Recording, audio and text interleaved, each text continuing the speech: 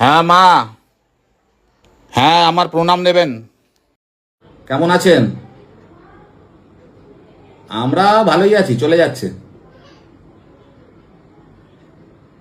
হ্যাঁ আপনার মেয়েও তাই বলছিল যে বাপের বাড়ি গিয়ে 3 দিন থাকবে বলে।